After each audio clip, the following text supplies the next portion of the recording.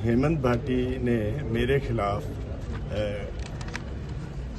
जो वर्ड्स बोले वो अशोभनीय है। जरूरी नहीं कि हर हीरा हो हीरे जैसा खरा, लेकिन तनिष्क का हर हीरा है 100% नेचुरल और गुणवत्ता व विश्वास दोनों पर खरा। पाइए डायमंड ज्वेलरी की वैल्यू पर 20% तक off. Visit Tanishq showroom, India motor circle, Ajmer. 23 को जयपुर में हमारे कांग्रेस के ऑब्जर्वर्स आए हुए थे जो कि टिकटों के बारे में जानकारी लेने के लिए। हेमंत भाटी ने मेरे खिलाफ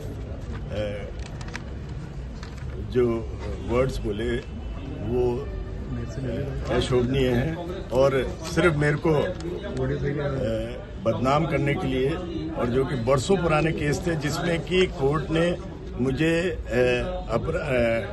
एक्विटल कर दिया है, उसके बारे में उन्होंने बोला। और स्पेशली जो बोला है उन्होंने, मैं पढ़ के बताऊं, ये आपको मालूम है सब लोगों को। एक बार बता दीजिए।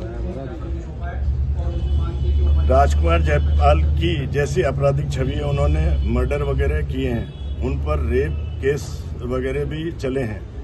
तो जब कोर्ट ने ही नहीं माना कि कोई केस नहीं इनके खिलाफ, कोई कारण, मेरे को बरी कर दिया, तो ये उन्होंने किया है ये जानकर मेरी छवि खराब करने के लिए, क्योंकि मैं टिकट की दावेदारी कर रहा हूँ और अभी 2023 में विधानसभा का दक्षिण से चुनाव लड़ रहा हूँ। मेरी छवि खराब करने के लिए ये किया गया है। इससे आगे जो मेरे वकील हैं वो आपको जो धारा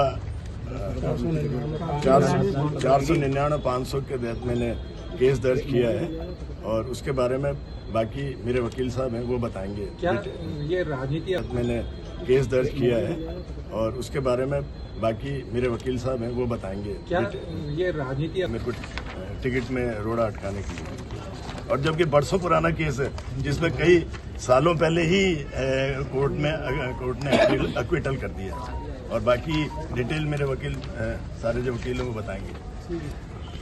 हेमंत भाटी जी और राजकुमार जयपाल जी दोनों अजमेर के सम्मानित नेता हैं और दोनों ही राजनीतिक अपने जीवन व्यतीत कर रहे हैं। तो राजकुमार जयपाल जी की अजमेर में नई ख्याति है, बल्कि उनकी राजस्थान में है, हॉकी संघ में रहे हुए हैं, पूरे इंडिया में है और बाहर भी कई जगह है क्योंकि वो जाते रहते हैं। तो उनकी एक ख्याति है अपने आप में। अब ऐसे में क्या है, राजनीतिक प्रतिद्वंदिता के चलते माननीय हेमंत भाटी जी ने उनके लिए कुछ गलत शब्दों का इस्तेमाल कर लिया जो कि आपराधिक कृत्यों में आते हैं।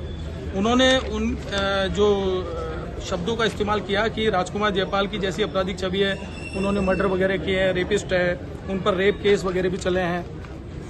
ये जानबूझ के उनके द्वारा किया गया कृत्य था कि जिससे कि इनकी छवि धूमिल हो और लोगों में ये मैसेज जाए कि यार ऐसे रेपिस्ट को तो टिकट मिल गया तो क्या होगा। तो ये बहुत बड़ा लॉस है इनकी छवि को। इसका प्रकाशन अखबार में हुआ है और अखबारों में की वो कटिंग हम या न्यायालय में परिवाद में पेश कर रहे हैं। अखबारों में इसका प्रकाशन हुआ है, इलेक्ट्रॉनिक मीडिया में इसका प्रकाशन हुआ है, उसके सीडी वगैरह है। तो जब लोगों ने इसको देखा और खुद राजकुमार जयपाल जी को लोगों ने बोला और ऐसा, तो ये अपने आप में वो अगर बंद कमरे में कहीं भी किसी को ऑब्जर्वर को अगर कुछ बोलते, अपनी बात रखते, कुछ भी बोल देते बंद कमरे में, वो जायज था कि उनके भाव है। लेकिन जैसे ही उन्होंने इसका आपराधिक कृत्य किया, उन्होंने सार्वजनिक मंच पे अखबार में प्रकाशन आ गया, इलेक्ट्रॉनिक मीडिया में कर दिया, तो ये उन्होंने जानबूझ के किया हुआ कृत्य है। क्या किसी को बिना उसके दोषी हुए हुए न्यायालय ने जो भी इनके ऊपर केस चले उसमें दोष मुक्त करा है, बाकायदा इनको बरी किया है, उसके खिलाफ जहां भी अपील हुई सब में ये बरी हुए हैं। तो राजनीतिक जीवन में कई तरह के आरोप लगते हैं, लेकिन इसका मतलब ये नहीं है कि वो आरोप सत्य होते हैं। अंत उसका ये है कि अगर डिसीजन आपका बरी का आया, बाइज्जत बरी का, तो इसका मतलब जब न्यायालय ने साबित कर दिया कि आप बरी हो, तो इसका मतलब आप पे वो कोई भी आरोप बनते नहीं। अब ऐसे में उनका लाभ लेने के लिए, उनका लाभ लेके उनकी छवि धूमिल करने के लिए ऐसा कृत्य करना, बोलना, ये आपराधिक कृत्य में। इसमें क्या है कि 499 आईपीसी की धारा और 500 आईपीसी की धारा, इसमें मानहानि के लिए 2 साल तक का कारावास है। आपने भी सुना होगा, माननीय राहुल गांधी जी को भी इसी छोटी सी एक बात पे उनको भाजपा के लोगों ने 500 में ले लिया था और न्यायालय से 2 साल की मैक्सिमम सजा हुई थी। तो वहां तो बहुत छोटी सी बात थी, यहाँ तो बाकायदा प्रतिद्वंदिता के चलते इनको रेपिस्ट और मर्डरर घोषित करने की चेष्टा की गई। यानी समाज में और लोगों में छवि धूमिल करने का एक कृत्य किया गया, जिसके लिए परिवाद आज न्यायालय में हम लोग द्वारा पेश किया जा रहा है माननीय हेमंत भाटी जी के खिलाफ। और इसमें न्यायालय से यही गुहार है कि इसमें कॉग्निजेंस लेके और इसमें जो भी मैक्सिमम जो सजा बनती है वो इनको दी जाए। मीनवाइल अगर हेमंत भाटी जी अपना खेद व्यक्त करते हैं, माफी मांगते हैं और सार्वजनिक मंच पे, तो बात है। वैभवजन है। वहाँ पर जो है डॉक्टर राजकुमार जयपाल साहब के खिलाफ ये कहा कि ये आपराधिक प्रवृत्ति के व्यक्ति हैं और इस तरह से उन्होंने एक सामाजिक रूप से और राजनीतिक रूप से उनकी छवि खराब करने की कोशिश करी।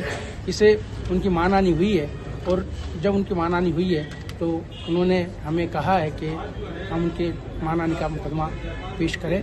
तो आज हम न्यायालय में धारा 499 व 500 भारतीय दंड संहिता के तहत आपराधिक मानहानि का परिवाद न्यायालय में पेश कर रहे हैं। मैं जितेंद्र खेतावत, एडवोकेट।